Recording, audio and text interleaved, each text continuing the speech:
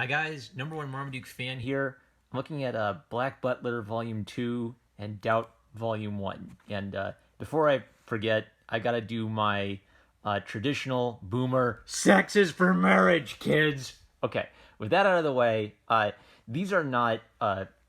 When I have a manga I really hate, my review for it ends up being Begone Thought, and I throw it into the library bin.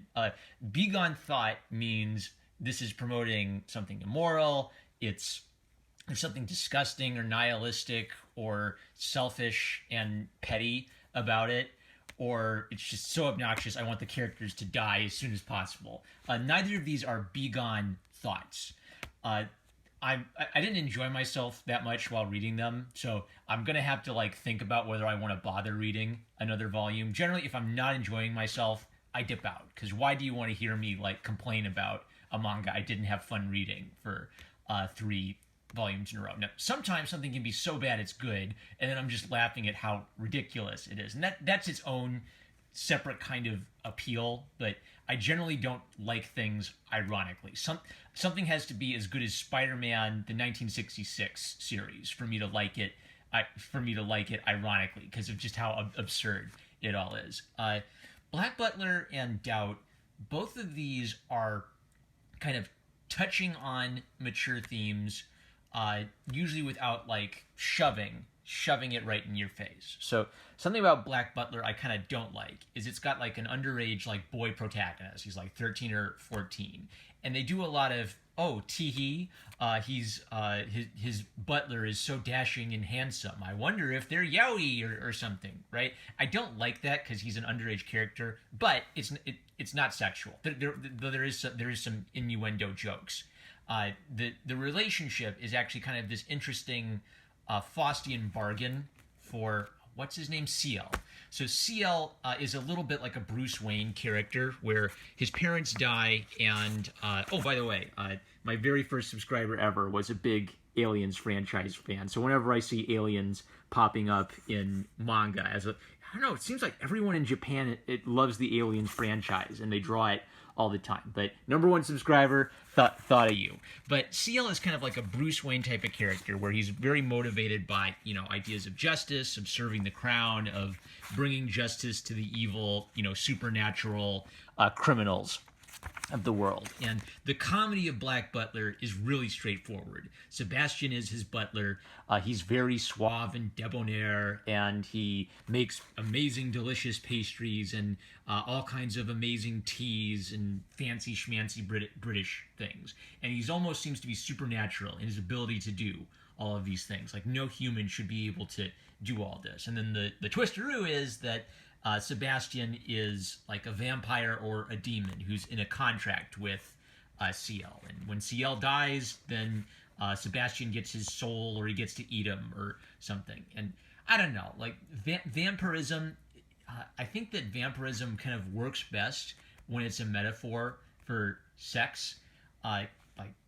Count Dracula is a sexual predator. He preys on women and drinks their blood because that's what it's sort of a vague metaphor for that idea. So the reason Dracula is terrifying is the same reason a sexual predator is terrifying.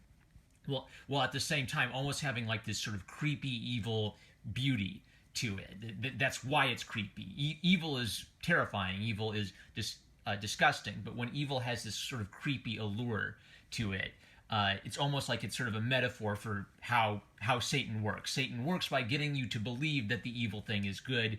But Sebastian has convinced CL that, hey, enter into a contract with me. I'll be your servant. You'll do all this great justice stuff, but I'll get your soul. I watched the Black Butler anime like years ago with like my anime club. It didn't make a super strong impression on me then, but the comedy of it mostly comes from Sebastian being super duper butler and all of the other like butlers and staff being ridiculous, and a lot of the humor comes from like CL being a very serious young boy but ending up in all of these ridiculous situations. Oh, he's got to dress in a frilly dress to get the bad guy. Okay, so one of the things that actually interested me is manga pushed a lot of taboos when compared to Western comics, but like social justice comics I feel like a lot of social justice comics want to be manga without quite getting the appeal of it. So this is something that would be offensive in social justice because CL is straight. He doesn't identify as a girl. He's disguising himself as a girl for comedic purposes to get the bad guy. So that's the kind of thing that would get like a modern comics author chased off of Twitter if they tried to pull this. But at the time in the early 2000s,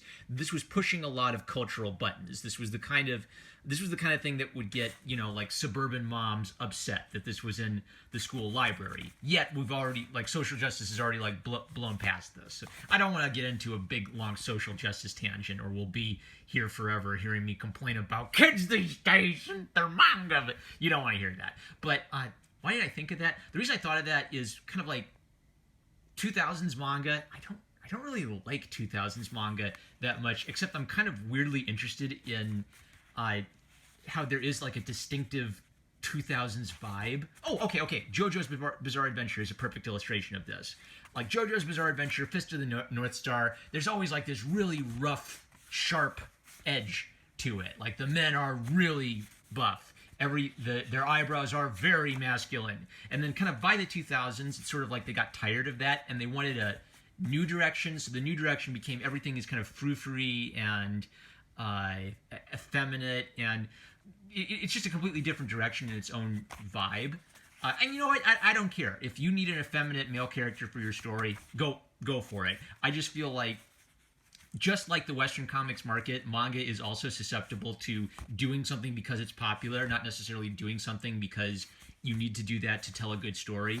And a lot of 2000s manga, I think, end up suffering because it was popular to do frou-frou-y stuff then without it necessarily serving a bigger point. Now, actually, I kind of like CL's story because there is this sort of Faustian bargain to him where, like, he has this aunt, Madame Red, who kind of says, well, I sort of wish you would have a normal life. You wouldn't be involved in all this supernatural stuff. And what CL explains is, I'm not doing this, just for revenge for my parents' death. I'm doing this because it's something that's meaningful to me. I like serving the queen. I like hunting down all of these supernatural foes. And then the tragedy is that he can't really have a normal life. Madame Red seems to offer him a little bit of normalcy, but I won't really spoil it. Minor spoiler alert, something happens which means that CL's never going to have a normal life. This was kind of interesting. What's the mangaka's name? Yana Toboso. She kind of portrays herself as a demon who kind of like whips her assistants into shape. So like a lot of these mangaka, she talks about like the behind the scenes stuff with her editor, going back and forth over like her pseudonym and the name of the manga, the naming process for it. She mentions that her editor had a manga. Please check out G Fantasy. That's cool. So he's an artist who's experienced in the industry. And then he's kind of involved in, well, what should the name of the manga be? Let's try these names. Oh, she thinks those are all ridiculous. It's really interesting seeing how involved the editor is in the whole process. And then she does the classic thing, like she'll tell little cute stories about working with her assistants, who she doesn't name. I always think assistants should be named. They deserve a lot of recognition. But she'll tell like a cute little story about her assistant saying something a little silly, and it becomes an in-joke. And they talk about like this whole drama CD thing. I kept thinking about like old cassette tape audiobooks of like Star Wars, where there'd be like a little picture book and you'd listen to the audio cassette tape while flipping the audiobook. And like even Marvel Comics used to do this kind of stuff. The manga industry is doing the kind of fun experimental things that kind of used to mark the Western comics market at its height. Like there would be radio dramas with Superman because everybody was interested in Superman, and they even introduced Kryptonite in the radio dramas, and that's where he fought the Ku Klux Klan. I love the Superman radio dramas. So Japan is doing the kind of extra, like, not manga things with the characters that marked the Western comics market at its height. Because they're so popular, because there's so much interest in these characters, they're able to just expand into like all this weird stuff, like where they get voice actors to play some parts and maybe like add some new things that are just in the CD. And that's it. That's kind of where we get most of like the interesting behind the scenes stuff. Doubt. Okay, it's not a begone thought. I'm just not interested in reading 20 volumes of a romantic triangle with kind of like a lot of like superficial. I love romances that are meaningful. I love romances that are all about learning about the opposite sex and then pursuing them and kind of becoming a moral person. That Jane Austen. Jane Austen wrote the perfect romance. Any guy out there, if you don't want to check out Jane Austen because you think they're girly books, Jane Austen wrote serious books. That everything that's great about Game of Thrones is true of Jane Austen because it's all about society and learning how to like become the person who attracts your mate. Dumb, silly little romances are the equivalent of explosions. A movie that's full of explosions and nothing but explosions, that's a dumb guy movie. Silly little, oh, I will put on my makeup and that's my war paint, and oh no, this girl's a big fat mini put. That's like the equivalent of girl stuff. So I don't hate it just because it's girly. I just am not getting into it because I don't know, like they're about like 3 girl characters who like the boy she likes, but the reason I don't hate this, and pretty much my point is, if you like this, that's fine. I won't judge you. It's just not my thing. So the thing I actually like about it is she has a character that kind of makes sense. She used to be an ugly, nerdy girl in junior high that the boys would never pay attention to. She wants to become a cute, popular girl who will get a boyfriend. And because she was kind of innocent and nerdy, she's not really thinking about sex that much yet, even though all of her all of her girlfriends are talking about sex and they're already having sex. She's a pretty pure character in that she just wants a boyfriend. Now, the silliness comes in where she kind of makes her transformation, she loses weight, she puts on her makeup, and then the second she arrives at school, like the most popular guy at school notices her and picks her up and seems to be flirting with her. And she thinks, oh, I did it, I got a boy. But then later what she finds out is he just thinks that she's funny and he wants to hang out with her like a friend, not as a girlfriend. So she gets friend zoned, her feelings are hurt, but she's not going to give up. She's going to keep pursuing the tall, dashing, handsome guy who she has a crush on. I spent most of the manga reading it, trying to decide whether I enjoyed it or hated it. It does a lot. I think maybe like the appeal of a lot of these romances is supposed to kind of show young girls.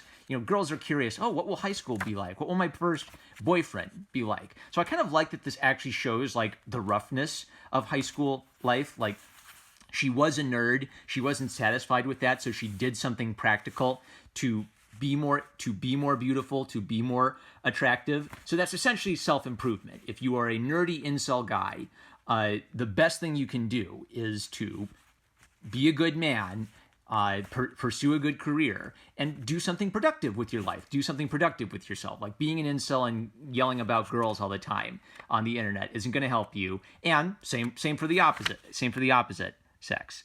And they also do a good thing where like every time she has a mini success, then it sets her up for a failure. So she gets mad at the other mean girl. She throws a dodgeball at her. She says, I am popular.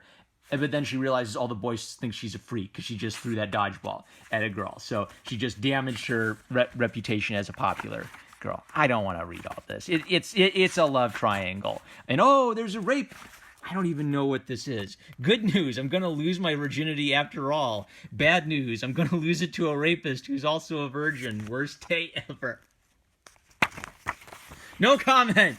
I have no comment on that. I have no ability to process that. And the teacher shows up, and the teacher has the hots for her boyfriend, and the teacher is manipulative. And okay. So maybe what this is teaching girls is that when you're in high school, they're just going to be like nasty, manipulative people who are going to like tear you down, and they're going to use any kind of means necessary to destroy your credibility and your personality. And you've got to learn how to navigate that and deal with that. I just didn't like how that was kind of, there was nothing to it beyond just like dealing with the meanie girl of the week. But I really liked The Day of Finals. So this is the second time I've read a shoujo manga, and I've liked the little short story at the end more than I've liked the volume of the manga, probably because it just wraps it up, and it's not 10 volumes and chapter after chapter of, predictable love triangle stuff. So her commentary is finals. Yes, finals. When I was a student, the only thing I liked about finals was the fact that we could go home earlier than usual. When you're studying in the middle of the night, preparing for exams, did you ever get the sudden urge to scream and go berserk just because everything is so horrible? Or is it just me? This manga is centered on that kind of emotion. It's not particularly smart or elegant, but it's full of passion. That's all. Man can live on passion alone.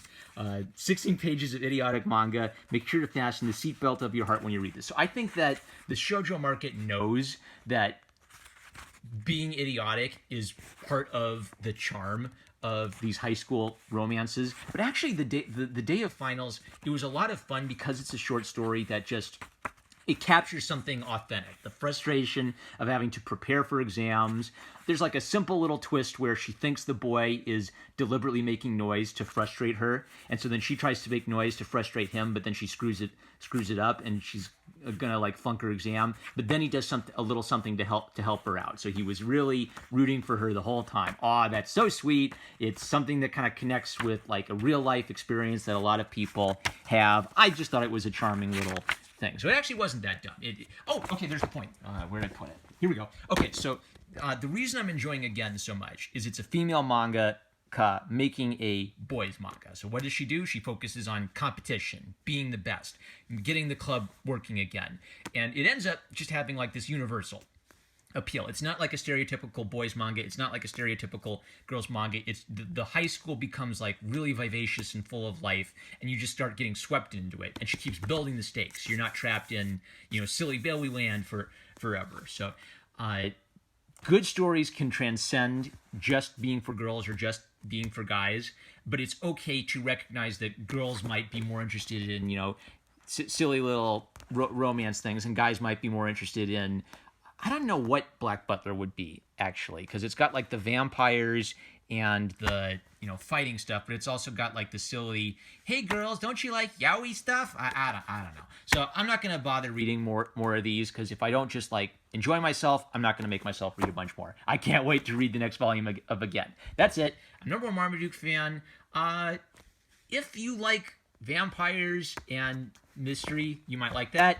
If you like silly little high school romances, you might like Doubt. These are not Begone Thoughts. That's it. Love you. Catch you later.